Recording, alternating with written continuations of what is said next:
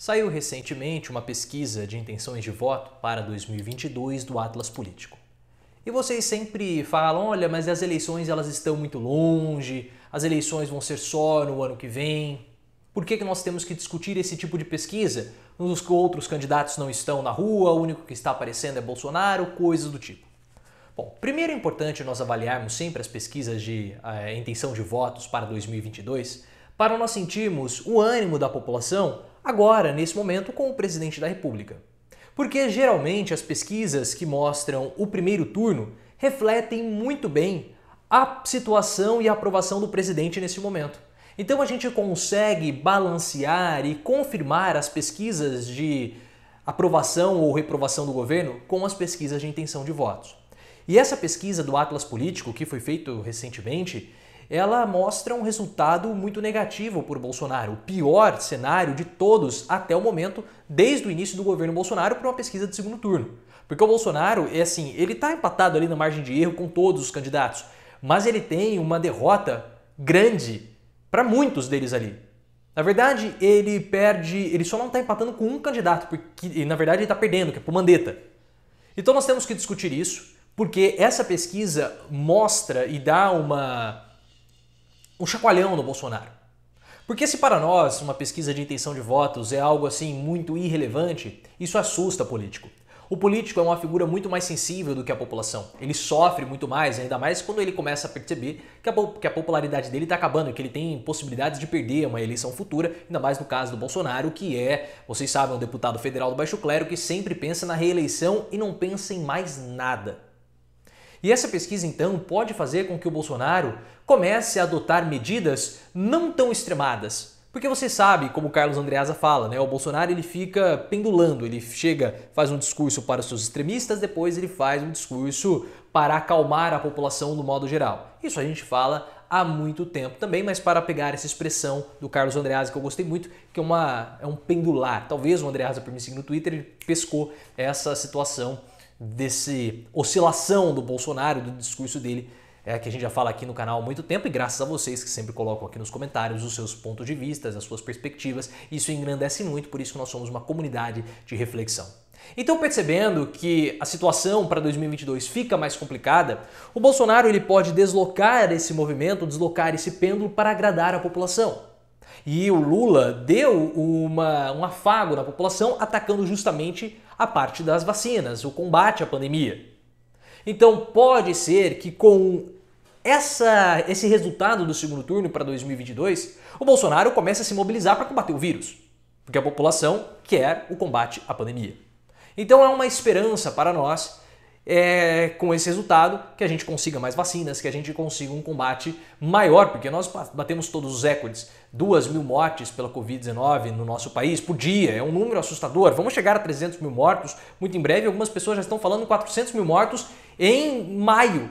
Então assim, nós precisamos impedir toda essa catástrofe. Mas o que eu gostaria de chamar a atenção, e eu vou até me deslocar um pouquinho para cá, porque eu vou mostrar um gráfico, é que essa pesquisa do Atlas Político, ela está muito alinhada com uma pesquisa que foi divulgada pelo Estadão, eu até comentei, essa pesquisa aqui. Nessa pesquisa, o Bolsonaro, você pode ver em azul o potencial de voto, ou seja, votaria com certeza como poderia votar. Então o Bolsonaro ele tem 38% de potencial de votos, ou seja, 38% de pessoas que poderiam votar em Bolsonaro num eventual segundo turno, poderiam votar em Bolsonaro numa eleição. E é muito interessante porque essa pesquisa do Estadão, ela acabou refletindo o segundo turno da pesquisa do Atlas Político, que eu vou trazer os resultados aqui para você. Contra o Luiz Henrique Mandetta, o Bolsonaro tem 36% e o Mandetta tem 46%. Então uma diferença aí de 9 pontos percentuais. E mesmo na margem de erro, vamos colocar sempre 3 pontos, o Mandetta fica à frente do Bolsonaro. Do Mandetta para baixo, todos eles ganham do Bolsonaro, mas empatam na margem de erro. Então vamos lá. Contra o Ciro Gomes, o Bolsonaro tem 37,5% do segundo turno, o Ciro Gomes tem 44,7%. Vitória do Ciro Gomes, empate ali na margem de erro. Contra o Lula, o Bolsonaro tem 38,8% e o Lula tem 49,9%. Ali também no limite da margem de erro, mas já é a terceira derrota. O Bolsonaro também perde para o Haddad no eventual segundo turno. Bolsonaro tem 39,4% e o Fernando Haddad tem 43%. Então perceba que o Bolsonaro está oscilando sempre ali na casa dos 38%, como foi mostrado pela pesquisa do Estadão.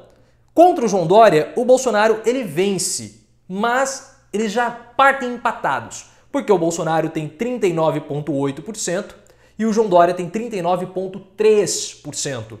Só que aí a quantidade de pessoas que não sabem é de 20%, um número já extrapolando a casa dos 20%, todos os outros ficavam abaixo dos 17%, tá bom? Ficava em torno ali dos 17%. Na Marina Silva, o Bolsonaro também está praticamente empatado, ele tem 37,1%, a Marina Silva 36,1%. Contra o Sérgio Moro, o Bolsonaro tem 34% no segundo turno. A porcentagem menor é contra o Sérgio Moro. Mas o Moro perde, porque ele está com 33,1%.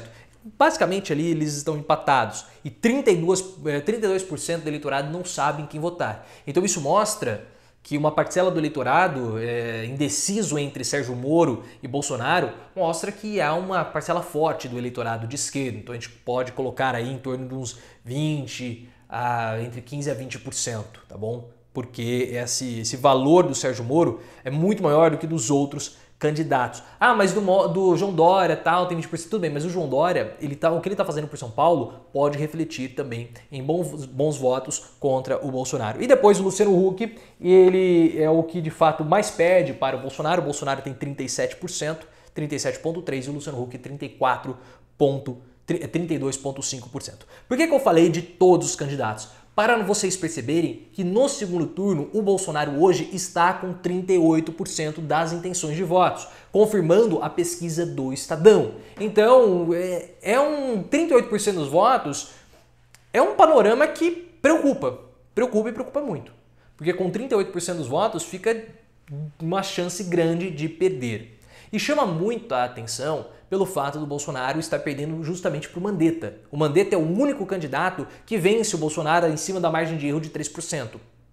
E por que o Mandetta? Sendo que ele não aparece mais na televisão, ele fala uma coisinha aqui ou acolá. Porque o grande pecado do Bolsonaro está sendo a pandemia.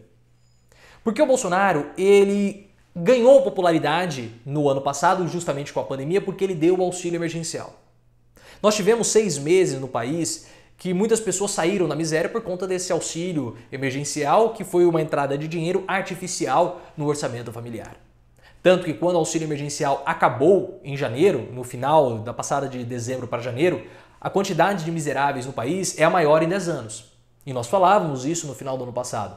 2021 vai ser um grande desafio para Bolsonaro, porque vai acabar o auxílio emergencial, a população mais pobre vai sofrer, principalmente no Nordeste, e hoje o Nordeste apoia o Bolsonaro. O grande apoio do Bolsonaro vem das pessoas que ganham até 2 salários mínimos. Como que essas pessoas vão ficar sem o auxílio emergencial? E o Bolsonaro não está colocando na jogada, porque ele não está tendo espaço fiscal para colocar o auxílio emergencial, para aprovar o auxílio emergencial e distribuí-lo. E se ele furar o teto ou fizer algum tipo de manobra fiscal, ele pode perder aí o apoio do mercado, que já não está olhando para ele com bons olhos. O discurso do Lula, que foi feito recentemente, foi um discurso de campanha, animou o mercado. O mercado não olha para o Lula com tanta desconfiança assim. E nem deveria, né? Porque o Lula foi uma avó para o mercado, quase uma bisavó para o mercado, principalmente ali nos primeiros anos do governo, com a carta aos brasileiros, toda aquela história. O Bolsonaro deve estar desesperado mesmo. Então ele vai ter que fazer algum tipo de mudança de postura, só que ele tem o orgulho de ser irredutível. Ele se orgulha disso, de ser turrão, de ser irredutível. Só que se ele não fizer um aceno para a população brasileira e não só para os bolsominions, ele corre um risco tremendo de perder as próximas eleições. E o grande objetivo dele é vencer, não é governar o país, é simplesmente vencer. E nessa mudança de comportamento do Bolsonaro, nós podemos nos beneficiar muito tendo mais vacinas, morrendo menos gente, tendo um combate à pandemia mais duro e até mesmo passando ao auxílio emergencial. Porque não importa se o auxílio emergencial vai beneficiar ou não o Bolsonaro, isso não interessa. O que interessa é que essas pessoas tenham condições de fazer o lockdown, tenham condições de ficar em casa, porque a gente consegue reduzir a quantidade de transmissões, de contágio, e a gente se protege com a vacinação. Então esse é o grande momento da gente começar a pressionar o governo. Pressionar por vacinas, pegar aquelas pessoas que estão criticando os governadores, independentemente do seu partido político, se você votou ou não no governador do seu estado. Ah, o governador falando de tal tá fechando, bandido, coisa do tipo, ditador. Não, peraí. Ele tá fechando, mas você tem que cobrar o presidente da República que não deu um auxílio emergencial, que não tá fazendo nada para comprar mais vacinas.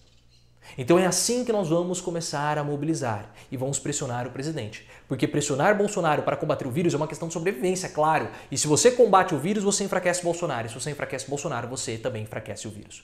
Deixe aqui nos comentários as suas impressões e também me siga no Twitter, @profileoficial.